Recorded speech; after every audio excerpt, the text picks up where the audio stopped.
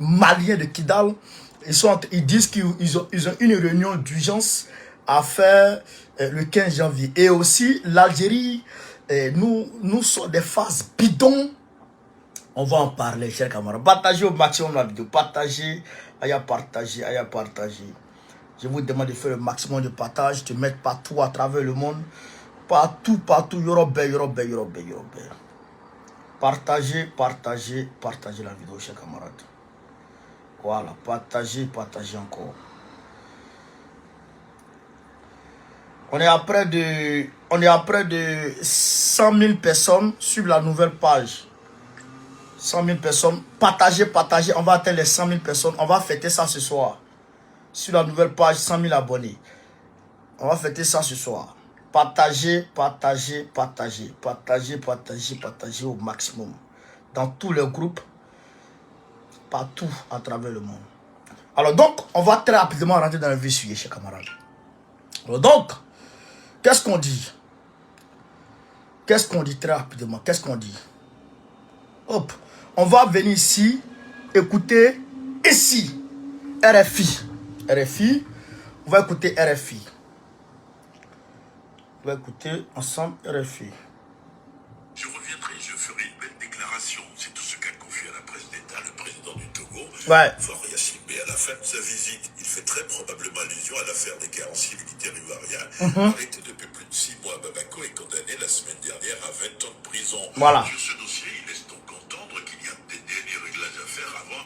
Donc, Gnassingbé laisse entendre qu'il y a des derniers réglages à faire avant donc de parler des carenciers mercenaires. Avant donc de parler des grâces présidentielles.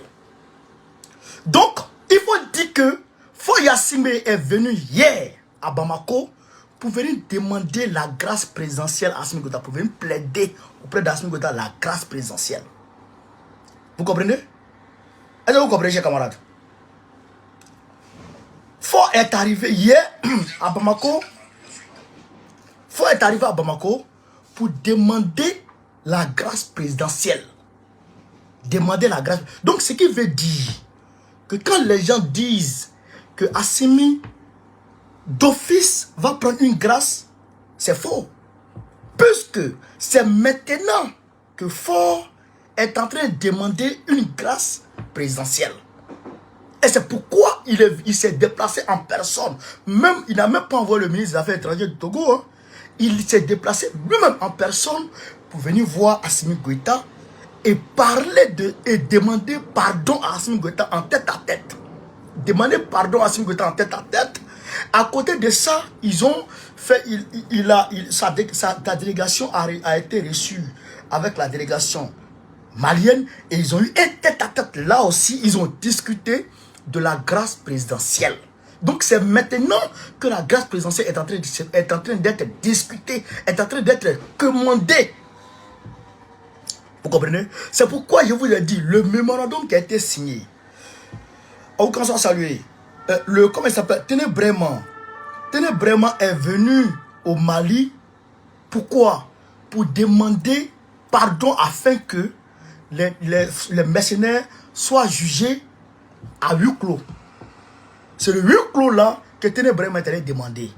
Et c'est ce qu'il a obtenu. Et puis, comment on appelle ça? Le processus d'accord a été établi. Et donc, chacun des deux camps a signé ce processus d'accord.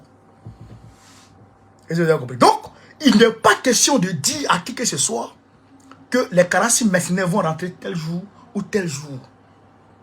Donc, Faure Yassimé est parti chez Assimi Goïta. Il est allé commander la grâce présidentielle auprès d'Assimi Goïta. Mais Assimi Goïta, il ne travaille pas seul. Assimi n'a pas encore bougé de ces conditions qu'il avait posées. Vous êtes sans ignorer que parmi les conditions d'Assimi Goïta, il y a le rapatriement des Kodjougou, des mercenaires, les Karim Keita, etc. Les Kéman Kubé, les Boubou Sissé. Vous savez qu'eux, ils doivent venir au Mali dans les conditions d'Assimi Goïta. Oui, Draman Ouattara a reconnu, oui. Mais il y a d'autres conditions qui restent encore à satisfaire.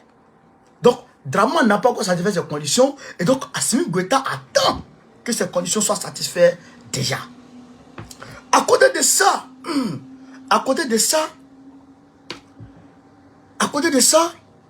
les Kéman Kubé doivent venir. Donc, eux ne sont pas encore venus. Donc, aujourd'hui, il n'est pas question de parler de grâce présidentielle pour dire que Assimi Goïta a accepté oui ou non. Jamais. Jamais. Donc, quand Faure Yassimé quitte Bamako, il descend directement à Abidjan. Il va expliquer à Draman. Voici ce que le jeune il m'a dit. Voici ce que le président malien m'a dit. Et il s'asseye et il discute. Et Draman Ouattara propose. Il propose et il propose. Et maintenant, vous allez vous rappeler quelque chose. Vous allez comprendre quelque chose. C'est hier mercredi que Embalo Sissoko, président de la CEDEAO, s'est prononcé. Vous comprenez? S'est prononcé pendant que la médiation togolaise est en cours. Et que la Mathieu soit saluée. Pendant que la médiation togolaise est en cours, il s'est prononcé. Qu'est-ce qu'il a dit? Embalo Sissoko. Embalo Sissoko dit qu'on ne va pas, la CEDEAO ne va pas, malgré l'ultimatum, la CEDEAO ne va pas très rapidement, immédiatement sanctionner le Mali. La CEDEAO ne va pas immédiatement sanctionner le Mali, mais la CEDEAO va attendre, va donner une chance à la médiation togolaise. Pourquoi Embalo dit ça? Il faut voir le contexte. C'est une manière pour Embalo de faire pression sur Assimi Goïta, dire à Assimi Goïta, il faut accepter la médiation togolaise, sinon on va te sanctionner. Est-ce que vous comprenez l'affaire? Le jour même où la médiation togolaise est à Bamako, c'est ce même jour que Embalo tient ses propos. Et il déclare de façon officielle que la CEDEAO ne va pas immédiatement sanctionner le Mali, mais la CEDEAO va donner une chance à la médiation togolaise pour voir si la médiation togolaise va avoir gain de cause. Vous comprenez? C'est une manière de faire pression sur qui? Sur Assimi Goïta. Mais en réalité, Assimi Goïta, vous avez pris sanction contre lui ici. Tout le monde a pris sanction contre lui. Vous n'avez rien pu faire. C'est pas vous les Ouadawara qui allez venir faire sanction encore et puis qui va faire quelque chose. Ça peut rien faire. Et donc vous comprenez, vos sanctions ne peuvent rien faire. Donc Assimi est toujours sur sa position. Rien n'a bougé. Assimi n'a pas encore bougé sa position. Donc, Faure est allé dire à Draman, le jeune, il n'a pas bougé. Tu sais ce qu'il m'a demandé. Tu sais ce qu'il a... Tu sais, tu connais ses conditions. Donc, prends les gars là, donne-lui, et puis il va te donner tes gars. Lydie Eklou soit salué. Donne-lui ses gars, il va te donner tes gars. Parce que si tu ne fais pas ça, le jeune là, il ne va pas accepter. Parce que Yacine me dit à Draman. Et Draman est mélangé. Draman est mélangé. Donc, comme dans ce temps, avec la médiation togolaise, Assimi répond de temps en temps à l'appel de Draman. Donc, Draman a commencé à appeler encore Assimi Goïta pour voir. Mais Assimi, il est carré. Quand Assimi il a fait une intervention aujourd'hui avec la société civile, hein, quand tu vois l'état d'esprit de l'homme, il faut dire qu'il ne joue pas avec la corruption. Donc, l'argent que les Karim Keïta ont pris là, l'argent que les Tchèmons Cubains ont pris là, frère, c'est l'argent qui était destiné à l'équipement des militaires. Et beaucoup de ses frères d'armes sont tombés ce jour. Beaucoup de ses frères d'armes sont tombés ce jour. On leur a donné l'argent. On leur a donné l'argent pour aller payer les équipements militaires, les Kevlar, les antiballes. Non seulement ils ont su facturer les antiballes, mais les antiballes qu'ils ont achetés, c'est les antiballes en carton. Antiballes en carton. Quand tu regardes, tu te dis c'est antiballe. Mais quand même couteau, ça traverse. Donc, les gens vont au front se disant qu'ils sont sécurisés. Et dès qu'ils se mettent en mauvaise position, ça rentre, ça les traverse. Donc, Assimi Goïta veut mettre la main sur ses gars. Et il est déterminé à mettre la main sur ses gars. Donc, Draman lui a donné l'occasion. Et si Draman n'a pas envoyé ses gars là, Assimi ne va pas les laisser. Hein? Quand tu regardes l'état d'esprit du monsieur, tu sais que la corruption ne joue pas à ça. La mauvaise gouvernance ne joue pas à ça. Si Draman n'a pas envoyé les gars là, il ne va pas accepter. Hein? D'une part, et d'autre part, on sait toutes et tous que c'est les mêmes personnes.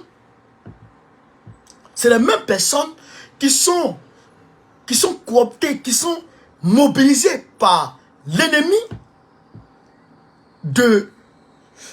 qui sont mobilisés par l'ennemi pour créer, je dirais, pour troubler l'ordre public en 2024, pour s'associer aux rebelles du Nord en 2024 pour combattre Assimi Goïta. On le sait toutes et tous. Chers camarades, partagez la vidéo, s'il vous plaît. Partagez la vidéo. Vous ne partagez pas la vidéo.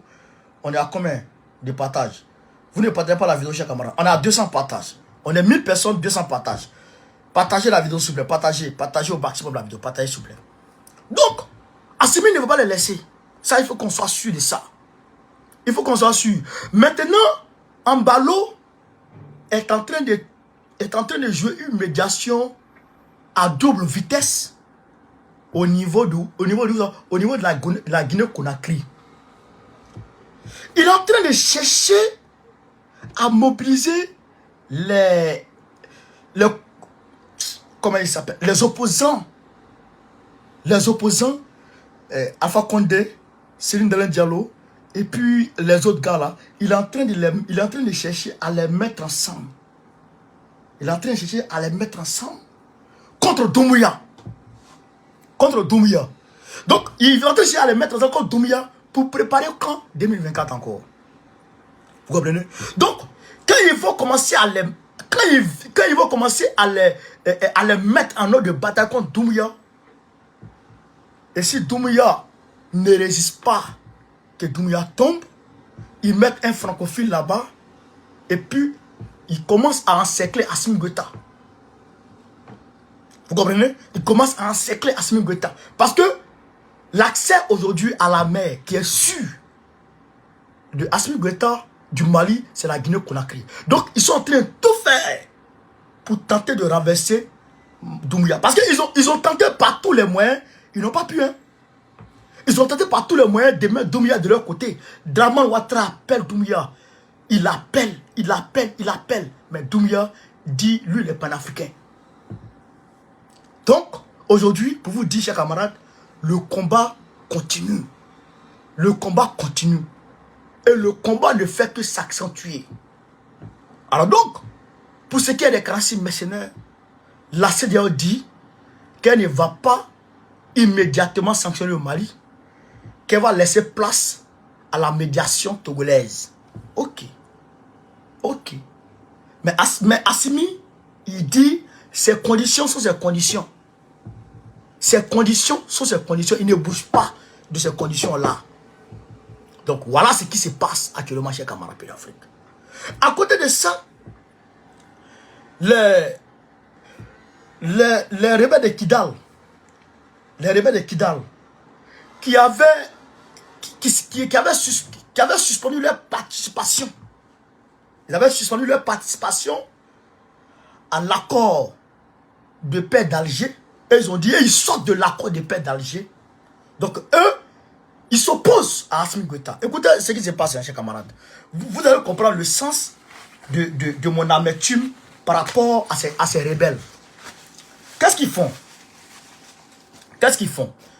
Ils disent, eux, en décembre, ils sont retirés des accords.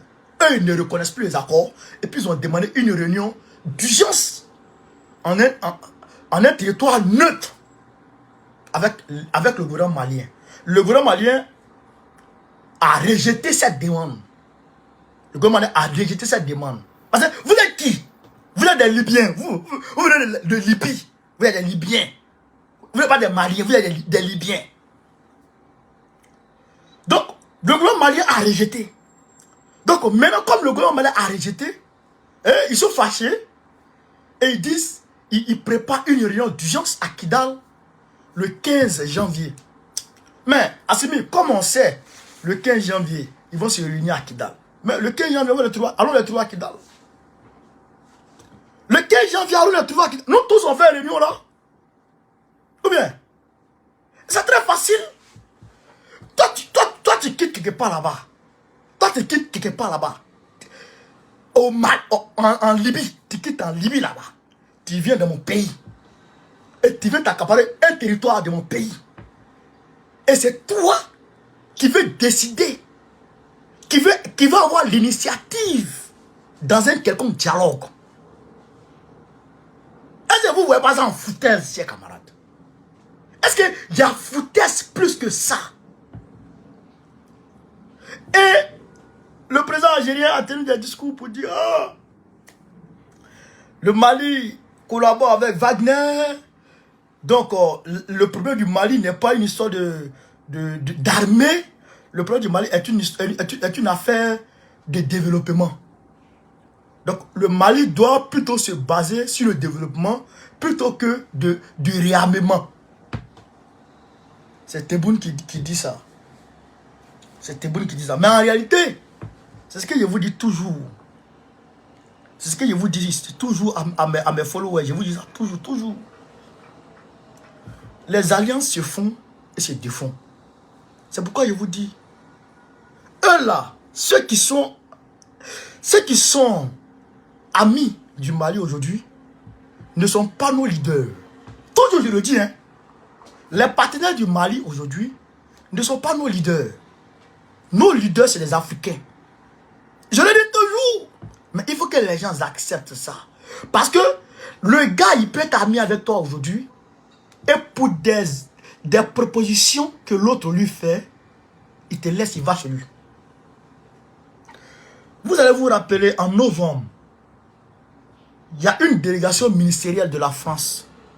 Après la visite de Macron, il y a une délégation ministérielle de la France de 16 ministres, y compris la première ministre, qui sont rendus en Algérie. Pourquoi? Pour négocier avec l'Algérie. Donc, le bassin de Taoudeni, qui prend du Niger, en passant par le Mali, la Mauritanie, jusqu'en Algérie, l'Algérie fait frontière avec le Mali. Ce bassin de Taoudeni là rentre dans le Mali et puis l'Algérie. Donc, par Kidal, Gao, etc. Donc, l'Algérie se dit, c'est une belle affaire. Si je contrôle, parce que quand l'Algérie parle de développement, elle fait allusion à quoi? Elle fait allusion à la condition, comme on appelle ça, au point de l'accord qui parle de la décentralisation. Il y a un point de l'accord d'Alger qui parle de la décentralisation du pouvoir. Ça veut dire quoi? Ça veut dire que le développement de Kidal doit être confié à un gouverneur. Et ce gouverneur doit venir de qui? Des rebelles. Donc, si le gouverneur vient des rebelles, qui doit s'occuper du développement de Kidal. Donc, ce qui veut dire qu'il peut traiter avec qui il veut. Et donc, l'Algérie peut peut-être être amie avec ce gars, ce dernier, et en même temps, faire rouler les intérêts du Mali à travers là-bas. Vous comprenez? Faire rouler les intérêts du Mali de ce côté-là.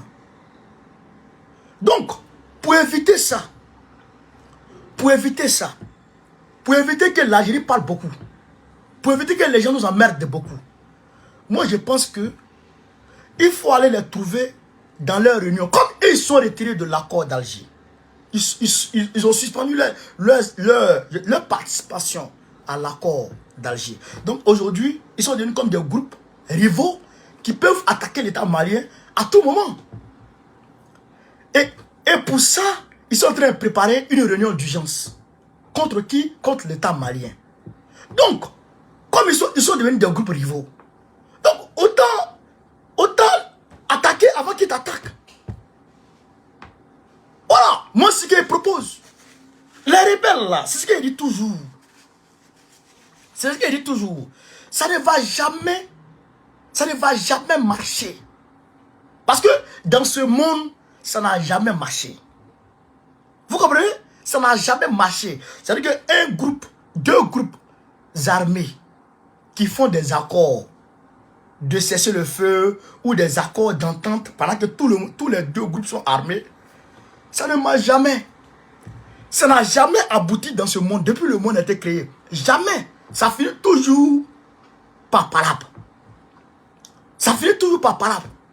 Donc, chers camarades d'Afrique, je demande à Assimi Goïta de monter au créneau sur ceux-là.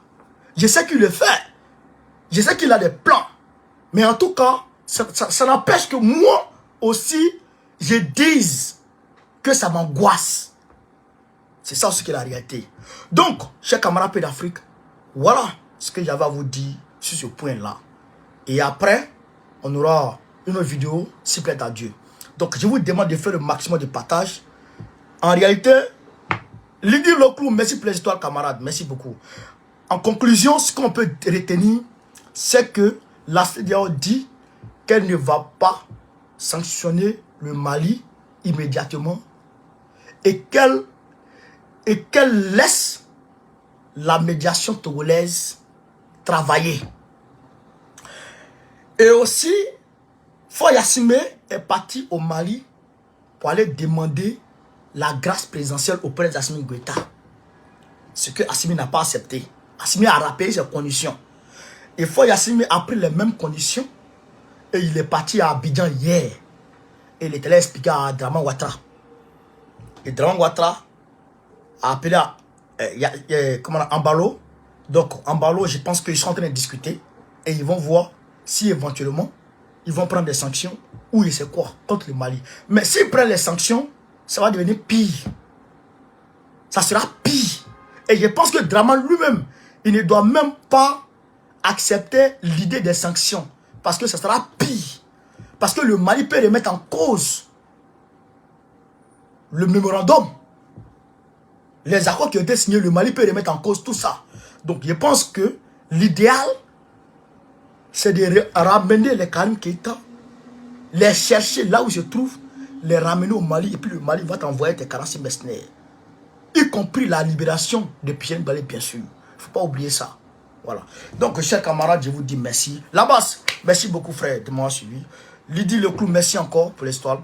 On est ensemble, les gens. On est ensemble, camarades. On est ensemble, on est ensemble. Sur ce, Babo ou rien, Babo ou rien, Babo ou rien, Babo comme ça. Très prochainement, Babo, président de la République Côte d'Ivoire, Go Kari, Goïta ou rien, soutien à Doumbia, André Rajona, Fassine Tadra. On est ensemble. Merci, ciao, ciao.